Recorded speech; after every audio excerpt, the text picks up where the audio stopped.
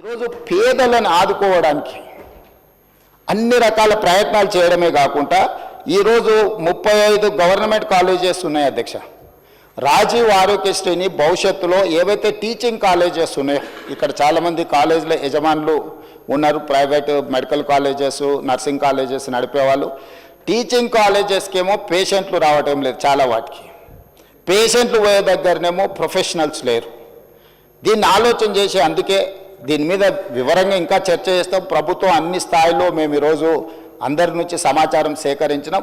ఏ ఏరియాలో అయితే teaching colleges ఉన్నాయో, పర్టికులర్గా మెడికల్ కాలేజీలు, రాజీవ్ ఆరోగ్యశ్రీని మొత్తం ఆ మెడికల్ కాలేజీలకు పంపిస్తే అక్కడ చదువుకునే నర్సింగ్ కాలేజ్ స్టూడెంట్స్కైనా, మెడికల్ కాలేజ్ స్టూడెంట్స్కైనా, పీజీ చదువుకునేటోళ్ళకైనా, ఫర్దర్ స్పెషలైజేషన్ చేసేటోళ్ళకైనా విరివిగా బాధితులు వచ్చినప్పుడు వాళ్ళను ట్రీట్ చేయడం ద్వారా వాళ్ళకి వర్క్ ఎక్స్పీరియన్స్ వస్తుంది.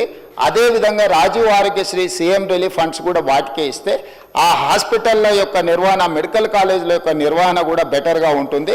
అందులో పనిచేసే డాక్టర్లు సర్జరీ చేస్తే వాళ్ళకి స్పెషల్ ఇన్సెంటివ్స్ ఇవ్వాలనుకుంటున్నాం అధ్యక్ష.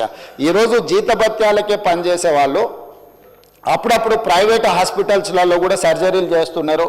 వీటన్నిటినీ మనకు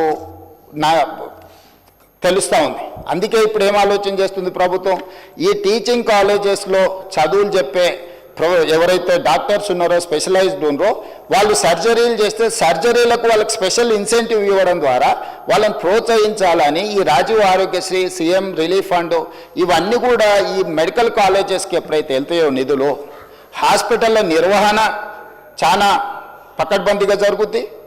రెండవది, అదనంగా పనిచేసే వైద్యులకు అదనపు జీతభత్యాలు వస్తాయి. మూడవది, ఈరోజు మనము పెద్ద పెద్ద చదువులు చదువుకున్న డాక్టర్లను హాస్పిటల్ల మేనేజ్మెంట్ కూడా వాళ్ళని చూడమంటున్నాం. సో నర్సులు వచ్చిండ్రా, ఊడ్చే వాళ్ళు వచ్చిండ్రా, తూడ్చే వాళ్ళు వచ్చిండ్రా, మిగతా సిబ్బంది వచ్చిండ్రా లేదా అని పెద్ద పెద్ద డాక్టర్లు, సూపరింటెండెంట్స్ చూడాలంటే వాళ్ళు చదువుకున్న చదువుకి, వాళ్ళ మైండ్ సెట్కి, వాళ్ళ వ్యవహార శైలికి ఇది సూట్ అవ్వడం లేదు.